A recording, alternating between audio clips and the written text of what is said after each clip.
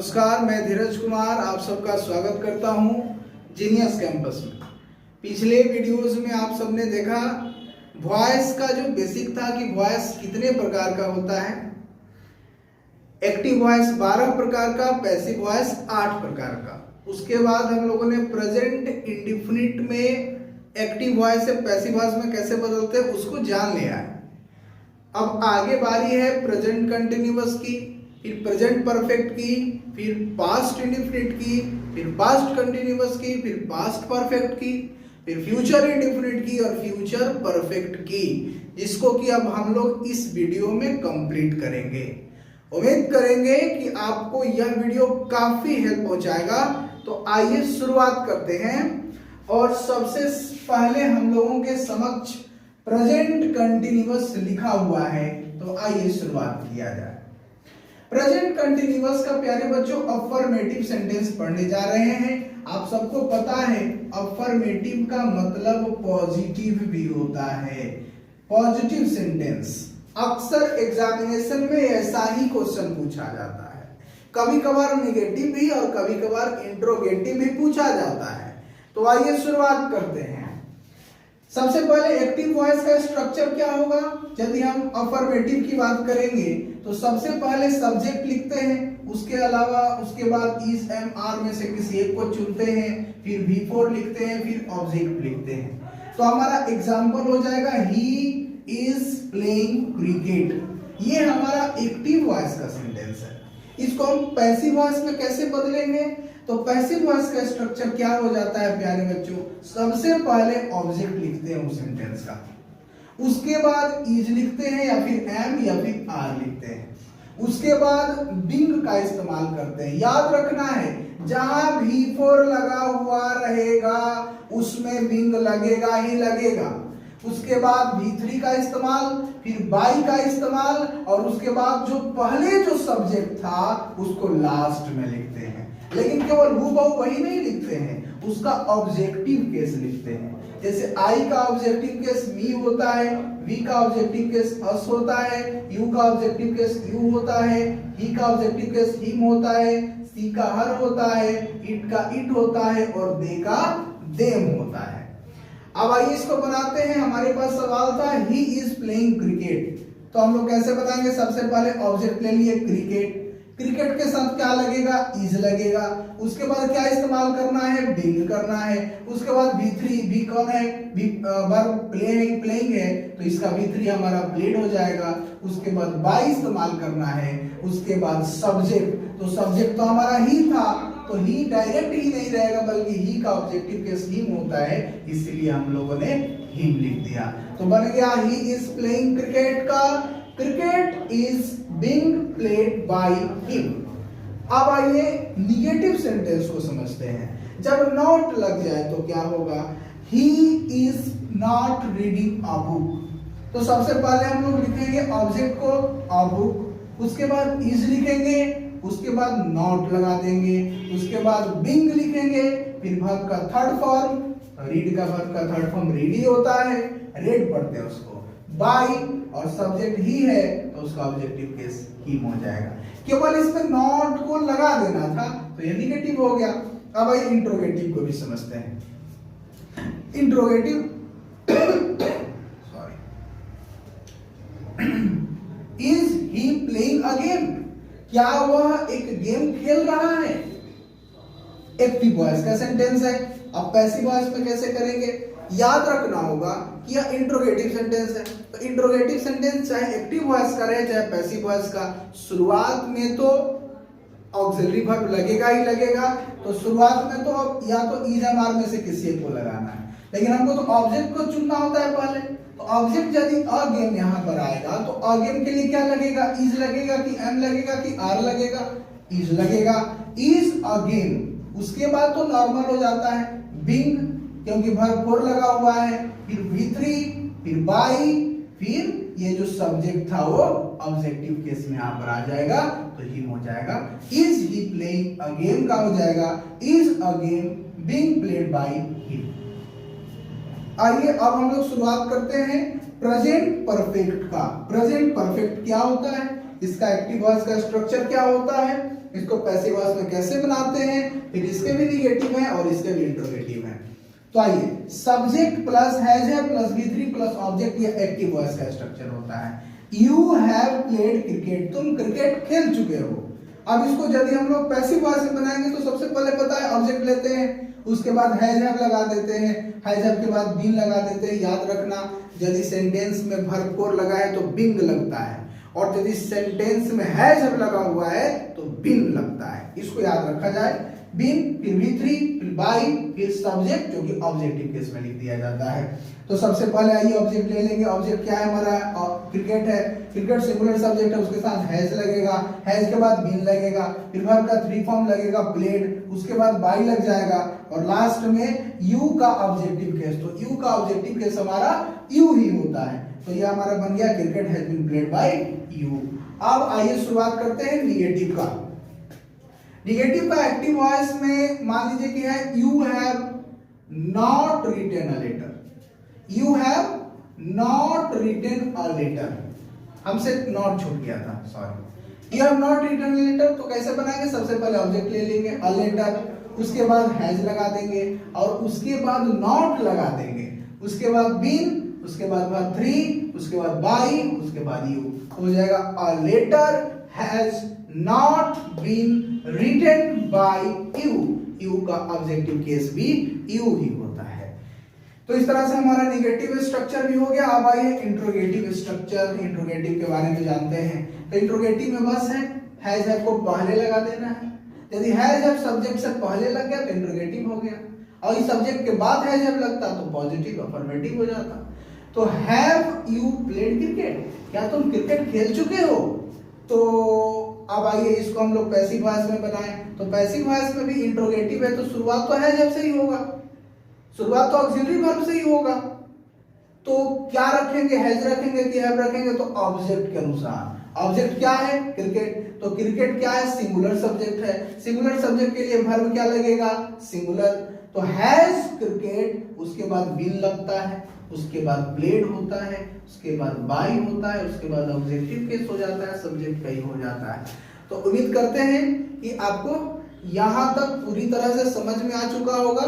अब आइए आगे शुरुआत करते हैं और हम लोग बात करते हैं प्रेजेंट परफेक्ट का। तो चलिए आगे बढ़ते हैं, और अगला है हमारा पास्ट इंडिफिनिट। पास्ट इंडिफिनिट का सबसे पहले हम लोग अफर्मेटिव के बारे में जानेंगे। अफर्मेटिव सेंटेंस का पास्ट इंडिफिनिट में एक्टिव वॉइस का स्ट्रक्चर क्या होता है। अफर्मेटिव मतलब आप सबको पता है पॉजिटिव। सबसे पहले सब्जेक्ट, उसके बाद V2, उसके बाद ऑब्जेक्ट होता है। जैसे एग्जांपल है मेरे पास, आई एट एन एप्पल, मैंने सेब खाया। अब इसको पैसिव वॉइस में बनाने का तरीका क्या है, सबसे पहले ऑब्जेक्ट लेंगे, उसके बाद उसके अनुसार वाज लगाएंगे या फिर वर्ब लगाएंगे, फिर वर्ब का थर्ड फॉर्म, फिर बाय, फिर सब्जेक्ट, कौन से केस का, ऑब्जेक्टिव केस का। तो आइए सबसे पहले ऑब्जेक्ट कौन है हमारा, तो ऑब्जेक्ट है हमारा एन एप्पल लिख दिए। एन एप्पल सिंगुलर है, उसके साथ क्या लगेगा, वाज लगेगा। फिर वर्ब का थर्ड फॉर्म क्या होगा, ईटेन होगा। उसके बाद बाय, और फिर सब्जेक्ट आई था, आई का ऑब्जेक्टिव केस क्या होता है, मी होता है। तो बन गया आई एट एन एप्पल का an apple was eaten by me. इस तरह से हमारा क्लियर हो गया। अब आइए निगेटिव सेंटेंस को देखते हैं। He did not play cricket, वह क्रिकेट नहीं खेलता था या उसने क्रिकेट नहीं खेला।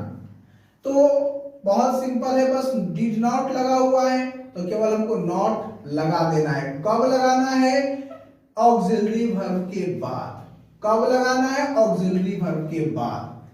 तो हो जाएगा, सबसे पहले ऑब्जेक्ट ले लेंगे, ऑब्जेक्ट है हमारा क्रिकेट, क्रिकेट वाज, उसके बाद नॉट, फिर V3 plus by plus subject का objective case. He did not play cricket, cricket was not played by him। अब इंट्रोगेटिव सेंटेंस देखिएगा। इंट्रोगेटिव सेंटेंस है डिड यू प्ले क्रिकेट, क्या तुमने क्रिकेट खेला।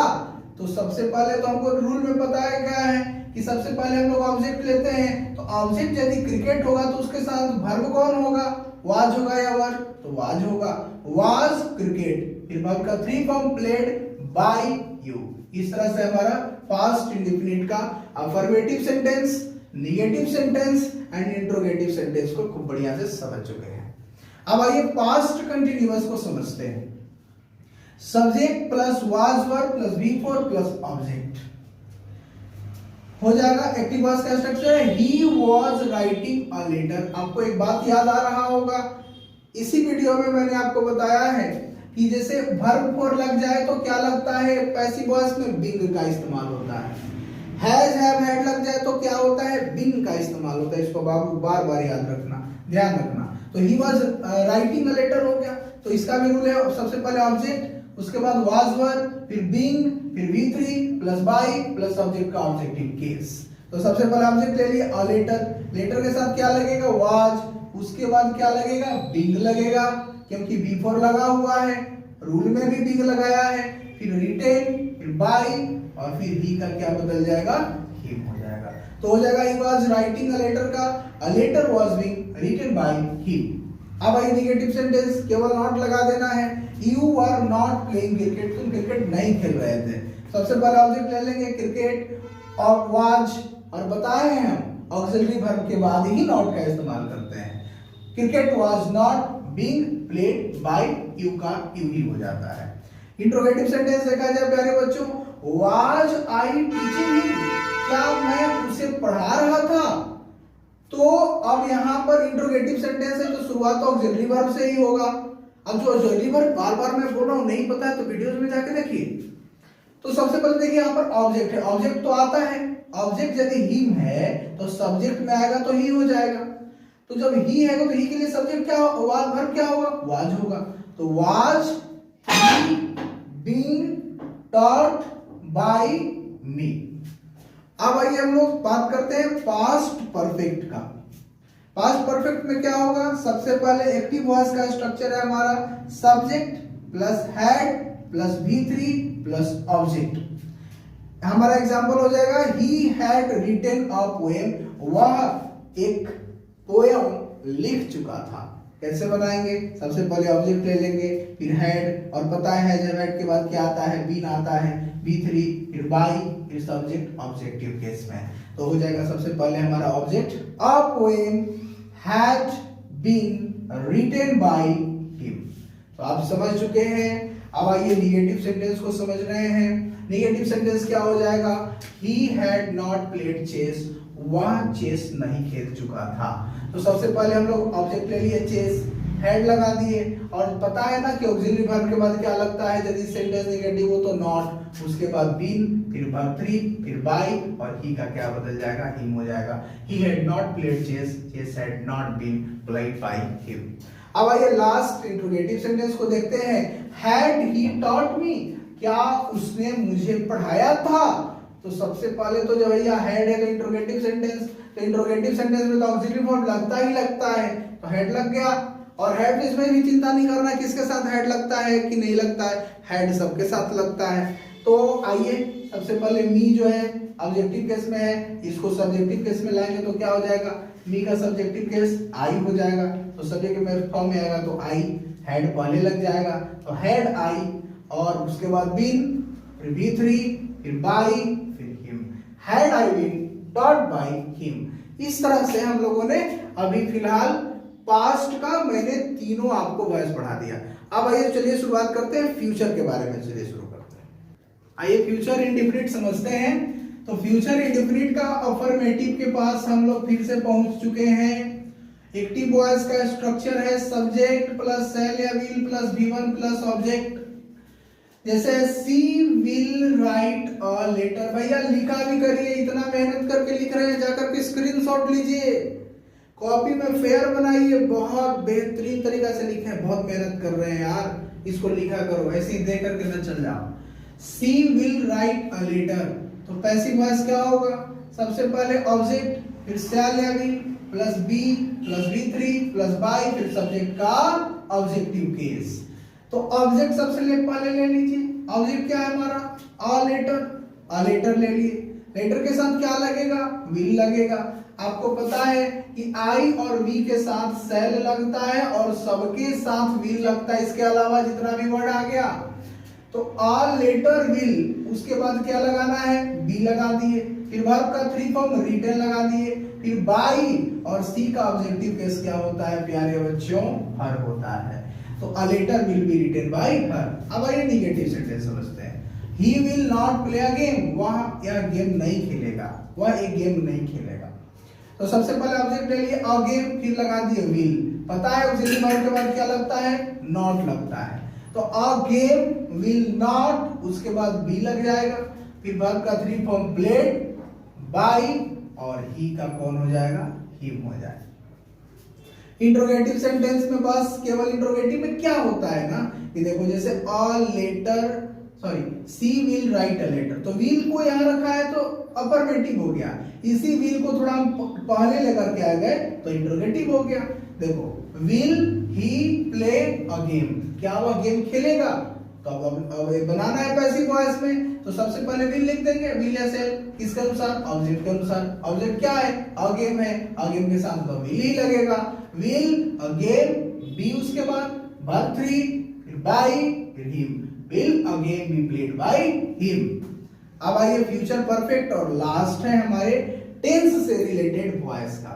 वॉइस कंप्लीट खत्म नहीं है, अभी बहुत बचा हुआ मिसलेनियस वॉइस में, लेकिन टेंस से रिलेटेड कंप्लीट वॉइस यहां तक रहेगा आपका। अब आइए फ्यूचर परफेक्ट। फ्यूचर परफेक्ट में अफर्मेटिव सेंटेंस, अफर्मेटिव सेंटेंस में आपका हो जाएगा एक्टिव वॉइस का स्ट्रक्चर सब्जेक्ट प्लस सेल या विल, उसके बाद हैव लग जाता है क्योंकि परफेक्ट है तो जहां भी परफेक्ट वहां तो हैव लगना ही है, फिर V3 लगता है, फिर ऑब्जेक्ट लगता है, याद रखना हैव के बाद हमेशा वर्ब का थर्ड फॉर्म आता है।